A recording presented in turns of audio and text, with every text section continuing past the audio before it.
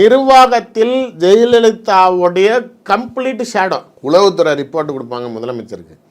நீங்கள் கலைஞர் முதலமைச்சராக இருக்கிறப்பையும் துணை முதலமைச்சராக ஸ்டாலின் இருப்பார். உளவுத்துறை ரிப்போர்ட்டில் உட்கார வைக்க மாட்டார். அவர் மட்டும்தான் சிஎம் மட்டும்தான் உட்காந்து கம்ப்ளீட் ரிப்போர்ட்டு கேட்பார். தமிழ்நாட்டுக்குள்ளார எங்கெங்க என்ன நடக்குது, யார் யார் எவ்வளோ சொத்து வாங்கியிருக்கா, எல்லா தகவலும் அதில் தான் வரும். ஆனால் அம்மையார் ஜெயலலிதா அவர்கள் முதலமைச்சராக இருக்கிறப்ப சசிகலா அவர்கள் உளவுத்துறை ரிப்போர்ட் கேட்குறப்ப உட்காந்துருப்பாங்க. எந்த அளவுக்கு அந்த அம்மா நெருக்கமாக வச்சுருந்தாங்க, எந்த அளவுக்கு அந்த அம்மா அவர்களை நெருக்கமாக இருந்தாங்க.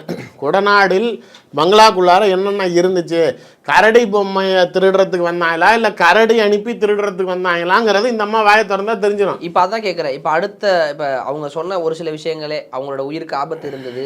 அன்றைய தினம் மருத்துவமனையில் நடந்தது என்ன, எம்எல்ஏக்கெல்லாம் வந்து என்ன சொன்னாங்க, அமைச்சர்கள்லாம் வந்து என்ன சொன்னாங்க, நான் ஏன் பதவி ஏற்கனவே ஒன்று ஒன்றா சரி ஏதாவது முரண்பாடாக இருக்குதா? நம்ம அந்த சினாரியோ கவனிச்சிருக்கிறோம்ல. இப்போ அவங்க சொல்கிறப்ப இது, ஆனால் அதே டிடிவி தினகரன் இப்போ நடுவில் ஒரு தனியார் தொலைக்காட்சிகளில் பத்திரிகையாளர்கள் மத்தியில் பேசினார் பார்த்தீங்களா, பச்சையாக தெரிஞ்சுதான் அந்த ஆள் போய் பேசுகிறான்னு.